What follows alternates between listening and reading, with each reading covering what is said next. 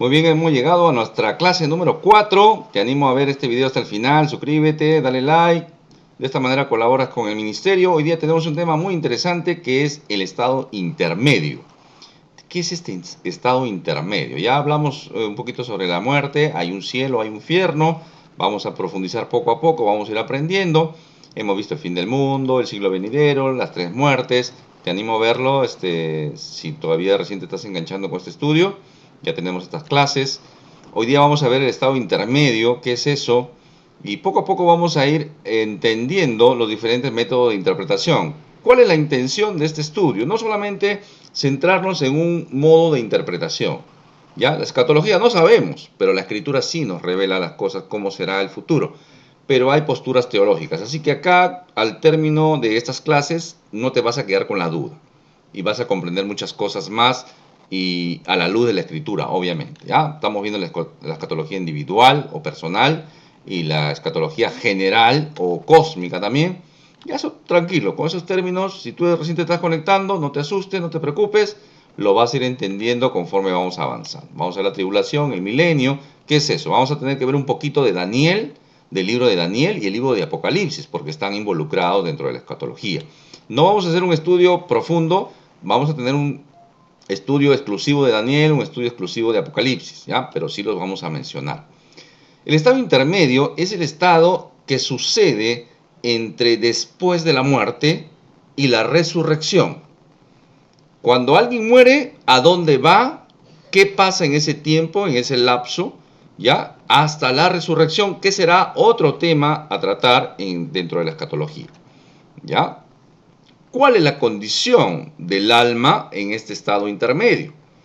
A veces muchas personas fallecen, los niños a veces preguntan, y nosotros también los adultos, ¿no? ¿A dónde se fue la persona que murió? ¿A dónde se fue? ¿Dónde está? Son preguntas que a veces, muchas veces ya descansa en paz, por fin ya descansa de su sufrimiento, ya está con el Señor y cosas por el estilo que muchas de ellas no tienen fundamento bíblico. ¿Ya? Por eso que este estudio nos va a ayudar a resolver esas preguntas. Vamos a hablar un poquito de teología, porque acordémonos que ya lo dije antes, que este estudio está desde el que no sabe nada de escatología, que no conoce nada de Cristo, y de algunos hermanos que ya tienen cierto conocimiento, y también a nivel de seminario. Así que esto es un estudio para todos, desde lo básico hasta lo avanzado.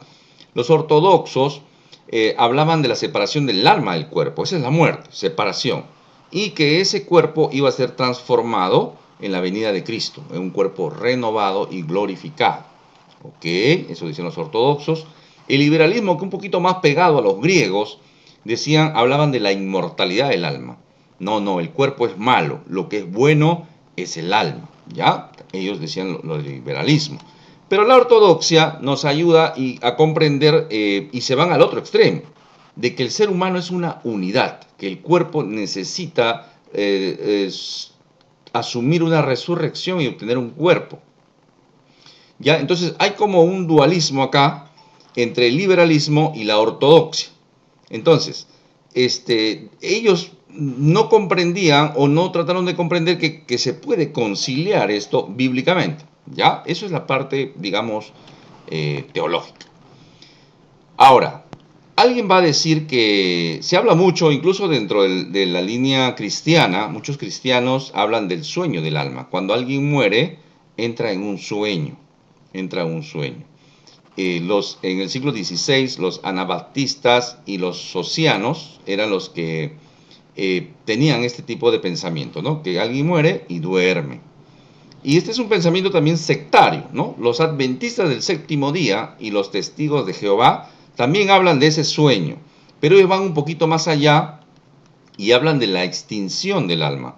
Alguien que se comportó mal, que no llevó una vida adecuada en esta tierra, cuando muere es aniquilado.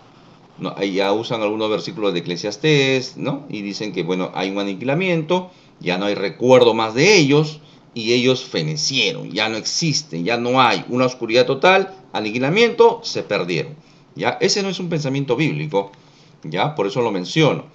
Pero la palabra de Dios habla de varios versículos donde dice que las personas duermen. Cuando En el Nuevo Testamento van a hablar, y también en el Antiguo, ¿no? Pero en el Nuevo Testamento habla la palabra de que cuando alguien muere, cuando se refiere a un cristiano, a un creyente, dice que durmió, ¿ya? Y hay varios pasajes bíblicos ahí. Durmió, ahí está Hechos 13:36, porque la verdad David, habiendo servido a su propia generación según la voluntad de Dios, durmió, dice, o sea, como que está dormido, esperando que el Señor lo resucite o lo despierte, ¿sí?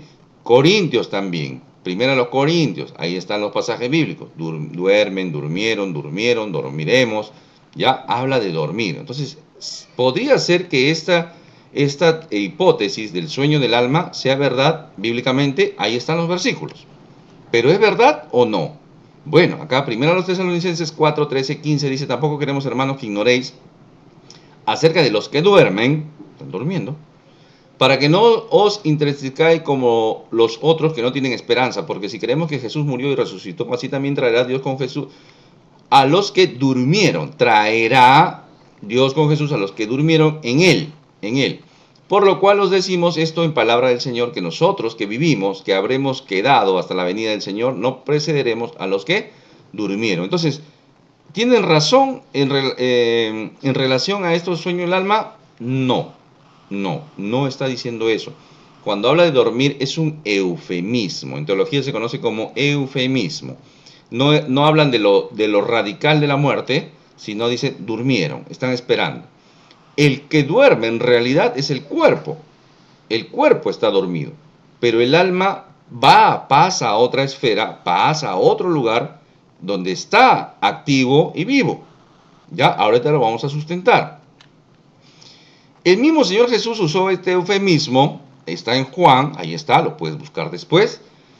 Juan 11, del 11 al 14, dicho esto, le dijo Jesús, nuestro amigo Lázaro duerme, mas voy para despertarle.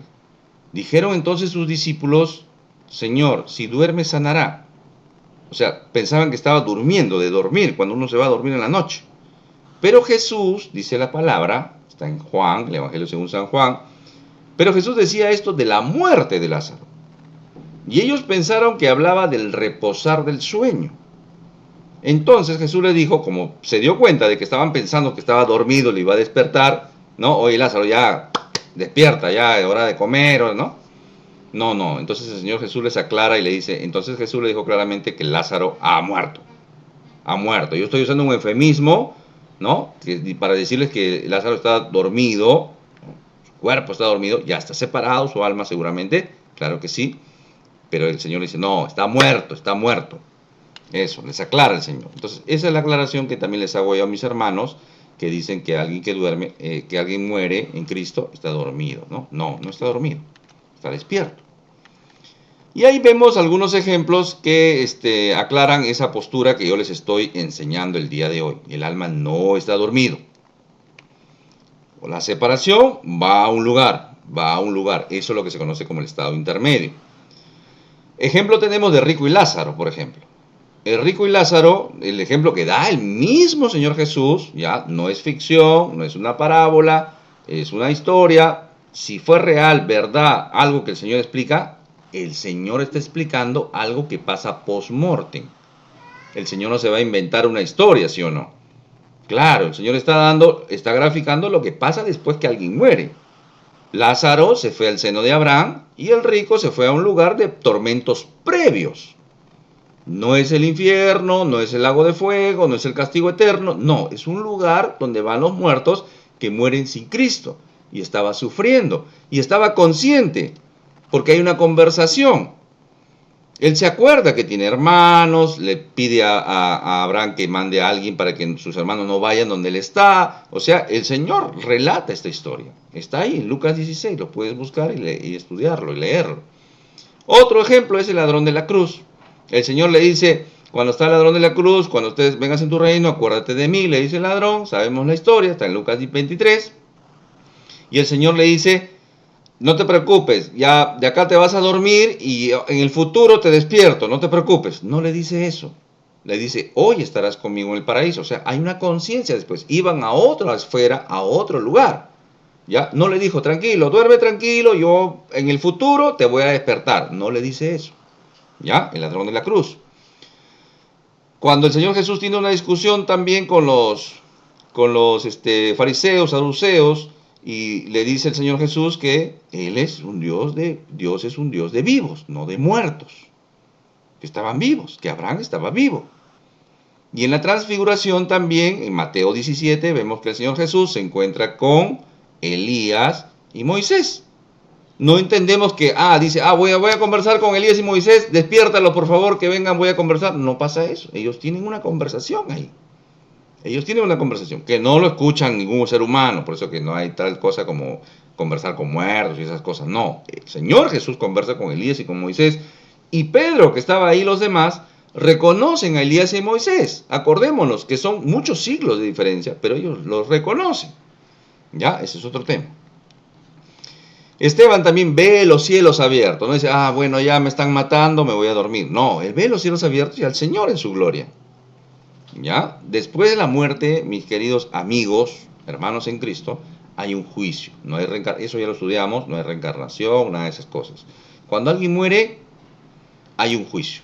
En automático, digamos, en automático. Hay un juicio futuro, claro que sí, escatológico, claro que sí.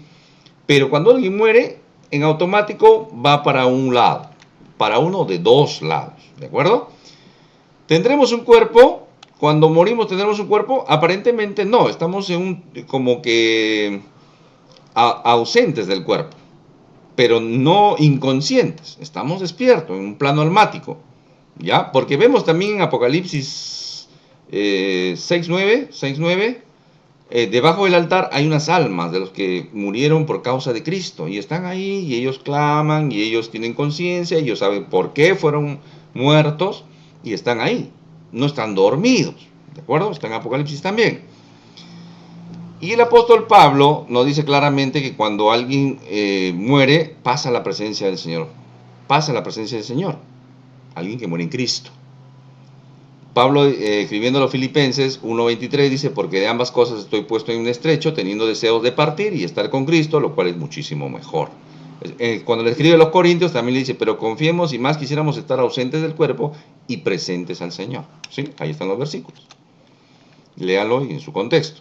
Entonces, cuando alguien muere, o va a uno de dos lugares, o va al cielo, o va al lugar de tormentos previos. Prefiero llamarlo así y no infierno, ¿ya? Porque el infierno todavía no se estrena, el infierno es el lago de fuego, ahorita lo vamos a ver, ¿ya? Entonces, no hay tal cosa como un limbo y ni un purgatorio, ¿ya? Si tú estás viendo este video y eres católico, no te atrincheres, no te molestes conmigo, agarremos, estudiemos la escritura y tú te vas a dar cuenta que no existe ningún versículo bíblico que hable de un limbo y que hable de un purgatorio. No existe. Todas las referencias que nuestros amigos católicos hacen en relación al purgatorio se basan pues en Tobías, Segunda Macabeos y por ahí unos versículos que sacan fuera de contexto, como por ejemplo el que debía una deuda y se fue a la cárcel y no sale de ahí hasta que pague lo último, ¿ya? Entonces no existe un sustento bíblico para el purgatorio o el limbo. El limbo es el lugar donde van los niños que murieron sin bautizarse, dicen ellos. Eso tampoco está en la escritura. El purgatorio es como, no puede entrar alguien malo, alguien definitivamente que fue pecador, pero no puede entrar directamente al cielo, pasa al purgatorio. Entonces, ¿cómo lo ayudamos a esas almas que están en el purgatorio? Haciendo misas, haciendo ofrendas, pagando algún dinero, a la Iglesia Católica, obviamente, haciendo buenas obras, misas de oración, misas por las almas, por los difuntos, y todo lo que se hace y se tiene que pagar, ¿de acuerdo? Entonces, eso no es bíblico, ¿ya? ¿Por qué? Porque nadie necesita hacer obras para alcanzar la salvación. Cuando uno llega a Cristo, es salvo por la obra preciosa y maravillosa y de alto precio, como es el Señor, la obra de Jesús en la cruz. No, la salvación es enteramente por gracia. ¿Ya? No pensemos que porque alguien se quedó en el purgatorio hay que hacer algo acá y pagar y pagar y pagar para que ese alma se purifique y vaya al cielo. No es así. No es así, eso no es así. Entonces no hay limbo y no hay purgatorio. No tengo el tiempo para poner los versículos y comenzar a explicar uno por uno que se argumenta para este tipo de cosas. Ya, no lo tengo. No tenemos el tiempo, pero Dios permita que haga un estudio en relación a este tema, ¿ya? ¿Dónde vamos entonces después de morir? Ahí viene una gran pregunta. ¿Dónde vamos después de morir?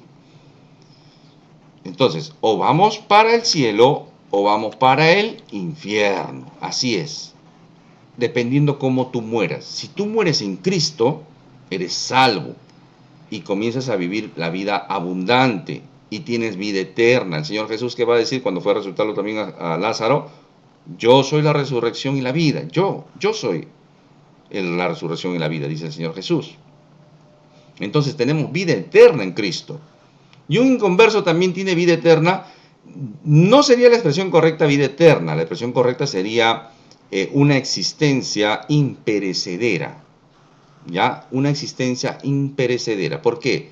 Porque va a morir muriendo. Va a morir muriendo. Eso también dice la Escritura. Morir muriendo.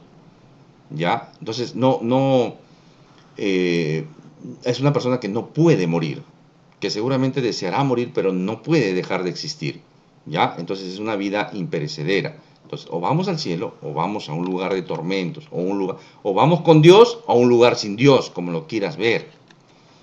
Entonces, en la Escritura hay palabras como sepulcro, donde va el cuerpo, hay el Seol y Hades. Seol y Hades es lo mismo. Seol es en hebreo y Hades es en griego.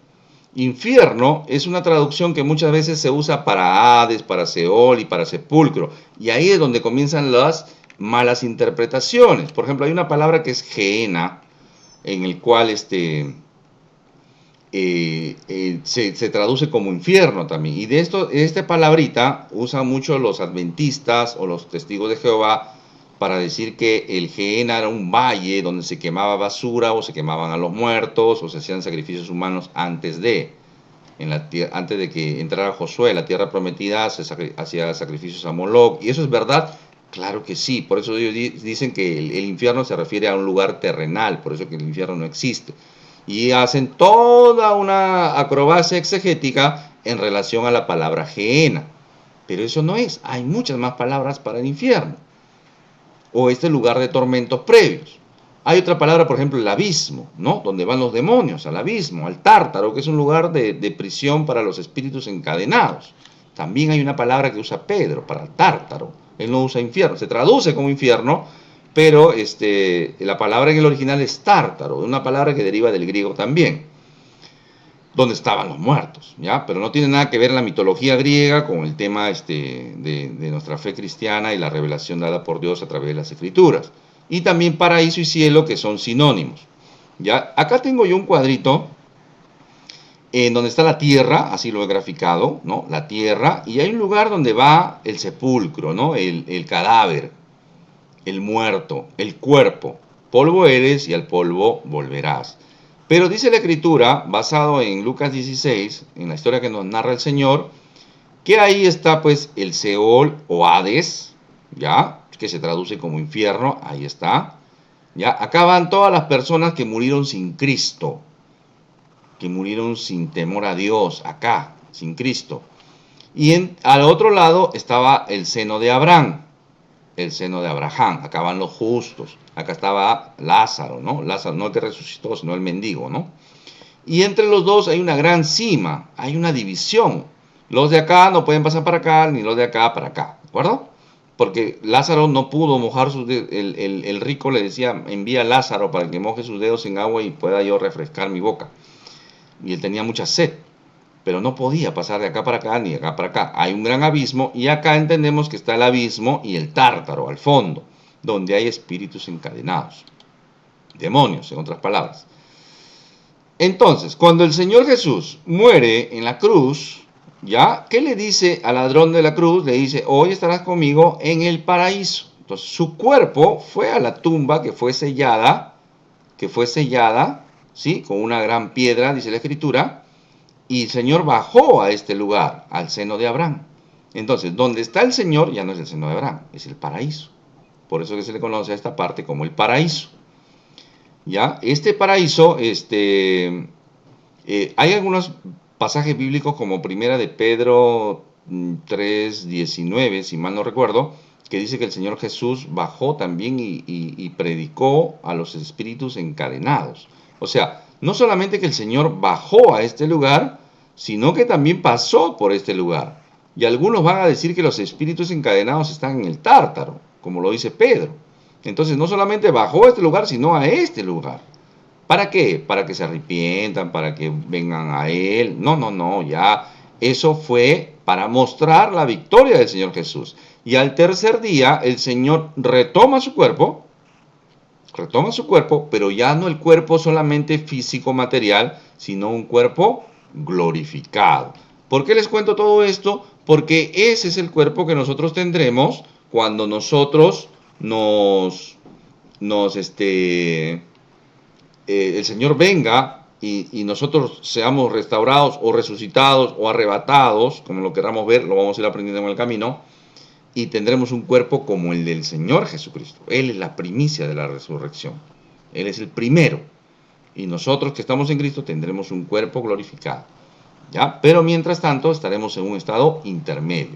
Y para terminar este relato, la parte del seno de Abraham, el Señor cuando sube a la gloria, se lleva cautiva la cautividad, dice Efesios. Se lleva cautiva la cautividad y se llevó esta parte al cielo.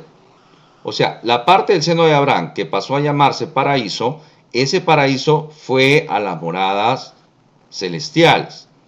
O sea, el paraíso ya es el cielo. Por eso que cuando el primer mártir en morir, ¿quién fue? Esteban. Esteban, ¿qué dijo? Veo los cielos abiertos y al Hijo del Hombre, ¿no? Al Señor Jesucristo a la diestra de Dios Padre. O sea, él ve los cielos, ya no ve abajo, por decirlo de alguna manera, sino ve hacia arriba, porque el Señor ya estaba arriba con los justos. Y el Seol y el Hades se ensanchó. Por eso se dice, alguien va para arriba o va para abajo. ¿De acuerdo? Una forma de decir, o va al cielo o va a un tormentos previos. Y en este infierno, en este tormento previo, no está Satanás. Satanás está suelto por la tierra, haciendo de las suyas, con sus demonios. O sea, no es que acá Satanás le está infringiendo los castigos, él es el que castiga a los malos o los hace divertir. Eso son bromas, esos son chistes, eso son mentiras demoníacas, obviamente. Si quieres saber un poquito más de esto, yo tengo un estudio que se llama ¿Dónde voy después de morir? O ¿Dónde vamos después de morir? Y ahí te explico con un poquito más de una hora, detallado con versículos y todo. Volvemos a otro tema, que es el estado intermedio. Entonces, entre la muerte y la resurrección hay un estado intermedio. ¿Ya? Y dice segundo los Corintios 5:3, el apóstol Pablo escribiendo a la iglesia en Corinto, dice, puesto que en verdad habremos sido hallados vestidos y no desnudos, ¿no? Es como si el alma estuviera desnuda, pero vemos en Apocalipsis que Dios viste a estas almas con unas túnicas blancas de pureza, de santidad. Y eso está en Apocalipsis 6:9, lo puedes verificar. Va a haber una resurrección donde nuestro cuerpo retomaremos. Y ha habido hermanos, cuando yo he enseñado esto, que decían, uy, hermano, como quien diciendo, no me gusta mucho mi cuerpo, no tengo este problema, o de repente soy bajito, o soy gordito, no sé, ¿no? Cualquier otro, de repente, defecto físico que podamos tener a consecuencia del pecado y las diferentes problemas que uno va haciendo a lo largo de nuestras vidas, ¿no? Todos tenemos algún tipo de defecto físico de repente, o algún impedimento, alguna no sé, alguna deficiencia, ¿no? Un brazo menos, cojito, no lo sé, ¿no? O no veo, cieguito, sordito. Eso ya no habrá, obviamente, mis hermanos. No podemos comparar este cuerpo de tierra, de polvo físico, con un cuerpo, y ahí Pablo, el apóstol Pablo escribiendo a los Corintios, me parece que es primero a los Corintios 15, lo veremos más adelante, explica, ¿no? Que no es lo mismo, un cuerpo animal, un cuerpo celestial, un cuerpo terrenal, un cuerpo glorificado, no es lo mismo, son cosas diferentes, ¿ya? Entonces resucitaremos con un cuerpo glorificado como el de nuestro Señor Jesucristo. Hablaremos de eso en la resurrección, tocaremos temas. Acá vamos a ver, Dios mediante, todos los temas, mis hermanos. Estén orando por mí, denle like acá, suscríbanse al canal, compartan estos videos, que acá vamos a aprender todo. No nos vamos a amarrar a una postura que dispensacionalista o la teología del pacto, no. Acá lo vemos todo y lo más bíblico, ahí nos acomodamos. A lo más bíblico, mis hermanos. Acá no hay calvinistas, arminianos. No. Los marcos teológicos son esos, son marcos teológicos. ¿Ya? Bueno, sigamos avanzando. Tendremos un cuerpo glorificado. Ese no será el destino final. Vamos con el Señor. Por eso puse una fotito del actor que hace de Pablo, un peladito viejito, que hace de Pablo, del apóstol Pablo, y el apóstol Pablo como que al final de la película se ve como que baja unos pies, baja alguien, ¿no? De la cima, de la montaña baja alguien, insinuando que es el Señor Jesús que viene a recibir también a Pablo, ¿no? Y junto con los que había él, digamos, martirizado, que lo atormentaban a él. Entonces esa será, pero ese no será nuestro destino final. Nuestro destino final es la tierra nueva, los cielos nuevos, ¿sí? Y acá quiero llegar, y con esto termino. No hay una segunda oportunidad después de la muerte. Esta es la oportunidad que tenemos para nosotros arrepentirnos, porque después de la muerte no hay oportunidad. No hay una oportunidad. Por eso que trato de que tus estudios también sean evangelísticos. Para ti que estás viendo, que no sabes nada, que estás perdido, vives en tu muerto, en tus delitos y pecados, tienes la oportunidad de venir a Cristo. Y mira qué interesante, me gusta este pasaje bíblico de Apocalipsis 14:13, dice, y oí una voz del cielo que me decía, escribe, bienaventurado, gozoso, Macarios, es en el griego es Macarios, bienaventurado, gozoso, feliz, extremadamente feliz. Eso significa bienaventurado en la escritura. Bienaventurados los muertos que de aquí en adelante mueren en el Señor. Sí, dice el Espíritu, que descansan de sus trabajos, porque sus obras con ellos siguen. ¿Ya? O sea, bienaventurado el que muere en Cristo. Eso es maravilloso. Por eso, mis amados hermanos o amigos que ves este estudio hasta ahorita, ya, cuando alguien muere sin Cristo, apénate, entristécete, porque está perdido, está en un lugar sin Cristo. Por más que sea mi mamá, por más que sea mi papá, por más que sea mi hijo, mi hija, si muere sin Cristo, está perdido, sin esperanza. Puedes hacer misa todos los días y no vas a poder lograr nada. Por eso que no, las misas no sirven. Discúlpame si te estoy afectando, si tú eres católico, yo también lo he sido, pero entendí la palabra de Dios. Yo no te promuevo ninguna religión, yo te presento al único en quien hay salvación. Yo no te he dicho, yo congrego en la iglesia tal, ándate a la iglesia tal, o ándate a la denominación tal. No, no, no. Acá lo único que aprendes es de Cristo nada más. Y el único quien puedes obtener salvación, que es Cristo, nada más. Nada más. Entonces, este es el lugar. Pero cuando muere un creyente, hay gozo en nuestro corazón. Nos apenamos porque ya no está con nosotros, hemos compartido bonitos momentos, ya realmente partió con el Señor. Y está con el Señor y nos volveremos a encontrar con Él. Claro que sí, claro que sí. Pero si alguien muere sin Cristo, sin haberle rendido su vida a Cristo, está perdido. Se va a un lugar de tormentos previos y en el juicio final se irá al lago de fuego, al infierno realmente, a un sufrimiento, a una eternidad sin Dios. La palabra de Dios es clarísima con eso. Así que si alguien murió en Cristo, le decimos, sí, está con el Señor. Y si tú de repente que no conoces a Cristo, quieres estar con esa persona, volver a abrazar a tu mamá, a tu papá, a tu primo, a tu tío, a tu sobrino, a tu hijo, a tu hija, realmente lo quiere, si esa persona es cristiana, murió en Cristo, está con el Señor. Y si tú quieres volverlo a abrazar, tienes que venir a Cristo. Pero si alguien muere sin Cristo, mira, estoy siendo bastante tajante y contundente con esto, y que el Señor me ayude y te ayude a ti a comprenderlo. Si muere sin Cristo, está perdido. No hay esperanza, no hay segunda oportunidad. Está perdido. Hoy es el momento para venir arrepentido a los pies del Señor Jesucristo, rendirle nuestra vida, arrepentirnos, creer que Él pagó en aquella cruz por tus pecados, por tu libertad, por tu redención, por gracia. No necesitas hacer nada para obtener la salvación, es de gratis. Solamente venir en fe en el Señor Jesucristo y venir arrepentido. ¿Sí? Dios te bendiga. Fue con ustedes Jorge Ocampo, siervo del Señor.